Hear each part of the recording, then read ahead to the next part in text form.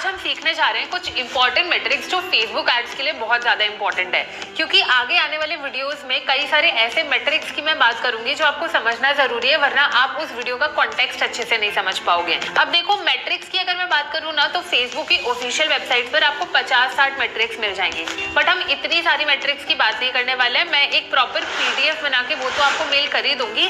हम बात करते हैं कुछ ऐसे इंपॉर्टेंट मेट्रिक्स की जो आपको जानना बहुत ज्यादा इंपॉर्टेंट है, क्योंकि इसी से आप समझ पाते हो कि आपका एड कैसा परफॉर्म कर रहा है, अच्छा परफॉर्म कर रहा है कि नहीं कर रहा है, और अगर नहीं कर रहा है तो आपको उसमें क्या चेंजेस करने की जरूरत है। तो हम बात करते हैं हमारे पहले नंबर 1 मेट्रिक की, जिसे हम कहते हैं इंप्रेशंस। इंप्रेशंस का बहुत बेसिक सा मतलब है कि कितनी बार आपके यूजर्स ने वो एड देखा।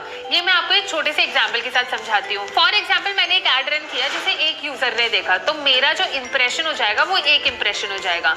एंड इन केस अगर मेरे उस यूजर ने 3 बार उस एड को देख लिया ना, तो उसी एड के 3 इंप्रेशन हो जाएंगे। का ओवरऑल मतलब ये होता है कि कितनी बार आपके यूजर्स को वो एड दिख रहा है, जितनी बार दिखता है वो उतनी बार इंप्रेशंस काउंट करता है। अब आपको इंप्रेशंस और रीच में एक बेसिक सा डिफरेंस समझने की जरूरत है। इंप्रेशन में जितनी बार वो एड आपकी ऑडियंस को दिखता है वो उतने नंबर ऑफ इंप्रेशंस काउंट कर लेता है, लेकिन रीच का मतलब ये होता है कि कितने यूनिक यूजर्स को आपका बेसिकली एड शोकेस हो रहा है। इसे एक छोटे से एग्जांपल के साथ समझते हैं। सपोज करिए मैंने एक एड रन किया जो एक यूजर को गया, तो मेरी रीच 1 हो जाएगी, लेकिन अगर उसी यूजर ने मेरा एड 3 बार देख लिया तो मेरे इंप्रेशंस 3 हो जाएंगे, लेकिन मेरी रीच 1 ही रहने वाली है। तो इंप्रेशन से क्या होता है, जब भी आप अपने ब्रांड की या फिर बिजनेस की अवेयरनेस करने चाहते हो ना, तो आपको ये मैट्रिक याद रखना बहुत इंपॉर्टेंट होता है, क्योंकि इससे आपको पता चलता है कि कितने लोगों तक मेरा एड करंटली पहुंच रहा है, जिस हिसाब से आप अपना एड ऑप्टिमाइज कर सकते हो। अब हम बात करते हैं हमारे नंबर 2 मैट्रिक की, जिसे हम कहते हैं सीटीआर यानी click through rate. Click through rate का भी बहुत बेसिक सा मतलब है कितने लोगों ने आपका एड देखा वर्सेस कितने लोगों ने उस एड पर क्लिक किया। फॉर एग्जांपल, मैंने एक एड रन किया जिसे 100 लोगों ने देखा, लेकिन सिर्फ 20 लोगों ने उस पर क्लिक किया,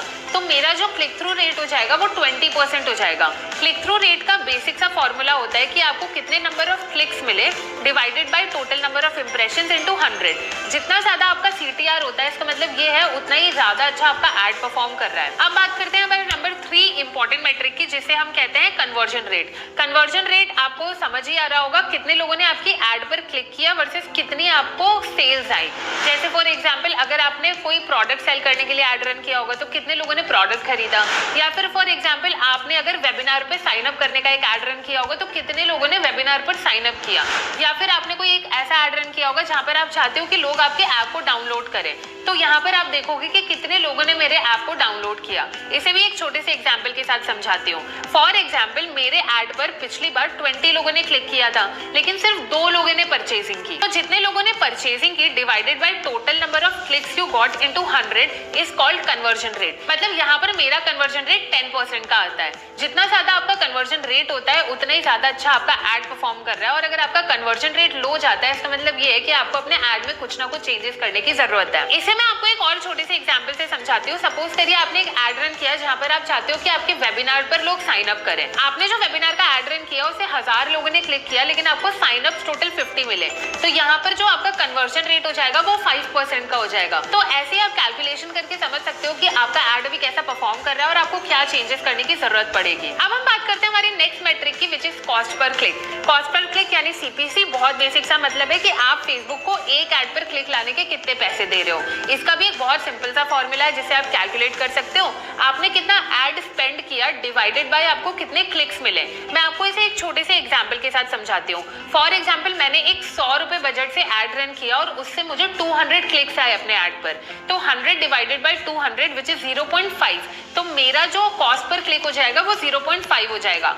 ये बात आपको ध्यान में रखने की जरूरत है कि जितना कम आपका कॉस्ट पर क्लिक आता है उतना ही आपका अच्छा एड होता है, क्योंकि जितने कम पैसे आप फेसबुक को दे रहे हो, इसका मतलब ये है कि आपका एड आपकी ऑडियंस से काफी ज्यादा इंगेज कर रहा है और ऑडियंस को आपका एड बहुत ज्यादा पसंद आ रहा है, इसलिए उसमें ज्यादा क्लिक्स हो रहे हैं और आपकी कॉस्ट बहुत ज्यादा कम जा रही है। अब हम बात करते हैं सीपीएम यानी कॉस्ट पर 1000 इंप्रेशंस या फिर कॉस्ट पर माइल। इसका भी बहुत बेसिक सा मतलब है कि फेसबुक को आपको 1000 इंप्रेशंस लाने के लिए कितने पैसे देने पड़ रहे हैं। कॉस्ट पर क्लिक में हम ये देखते हैं कि हमें क्लिक्स लाने में कितना कॉस्ट देना पड़ रहा है, और सीपीएम CPM में हम देखते हैं कि 1000 इंप्रेशंस लाने के लिए हमें फेसबुक को कितने पैसे देने पड़ रहे हैं। इसका भी बहुत बेसिक सा कैलकुलेशन है। आपने जितना भी एड का स्पेंड किया है डिवाइडेड बाय आपको कितने इंप्रेशंस मिले हैं इनटू 1000। फॉर एग्जांपल मैंने फेसबुक एड्स में 1000 रुपए खर्च किए जिससे मुझे 2000 इंप्रेशंस मिले, तो मेरा जो कॉस्ट पर माइल हो जाएगा वो 500 का हो जाएगा। मतलब मुझे पर 1000 इंप्रेशंस लाने के लिए फेसबुक को 500 रुपए देने पड़ रहे हैं। अब हम बात करते हैं हमारे नेक्स्ट मैट्रिक की, विच इज CPA यानी कॉस्ट पर एक्विजिशन।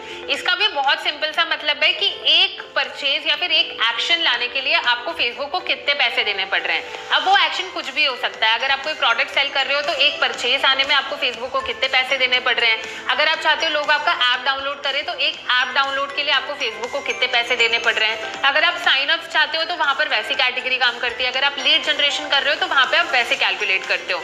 इसका भी बहुत सिंपल सा कैलकुलेशन है। आपने कितना एड स्पेंड किया डिवाइडेड बाय आपको कितने एक्शंस मिले, उससे आप ये कैलकुलेट कर सकते हो कि आपका कॉस्ट पर एक्विजिशन क्या आ रहा है। फॉर एग्जाम्पल मैंने ना एड में 100 रुपए खर्च किए और मुझे सिर्फ 2 परचेजेस आई, तो मेरा कॉस्ट पर एक्विजिशन 50 रुपीज हो गया। इसका मतलब क्या होता है, 50 रुपए खर्च करने के बाद मुझे एक सेल आ रही है। इसे हम कॉस्ट पर एक्विजिशन बोलते हैं। आपका जो कॉस्ट पर एक्विजिशन होता है वो अगर बहुत कम होता है इसका मतलब आपका एड अच्छा परफॉर्म कर रहा है, और अगर आपको एक परचेज या फिर एक सेल या फिर एक लीड लाने में बहुत सारे पैसे लग रहे हैं वहां पर आपको एड में चेंजेस करने की जरूरत पड़ जाती है। अब हम बात करते हैं हमारी नेक्स्ट और सबसे इंपॉर्टेंट मेट्रिक की, जिसे हम रोआस कहते हैं यानी रिटर्न ऑन एड स्पेंड।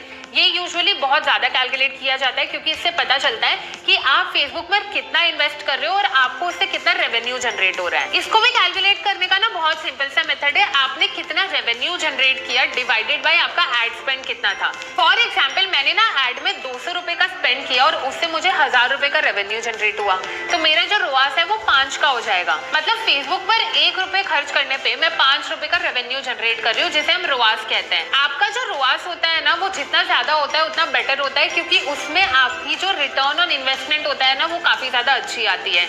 और यही थे कुछ इंपॉर्टेंट मेट्रिक्स जो आपके लिए जानना काफी ज्यादा जरूरी है। बाकी इनकेस और कोई मेट्रिक्स होते हैं वो हम आगे आने वाले वीडियोस में कवर करते जाएंगे, बट ये सारे हम यूजुअली और रेगुलरली यूज करते रहते हैं फेसबुक एड्स रन करते वक्त, तो ये आपके लिए जानना बहुत ज्यादा इंपॉर्टेंट था। अब हम नेक्स्ट चैप्टर में सीखते हैं कि हम एड्स मैनेजर सेटअप कैसे करेंगे, बिजनेस मैनेजर अकाउंट कैसे क्रिएट करते हैं और एक प्रॉपर एड मैनेजर सेटअप कैसे करते हैं।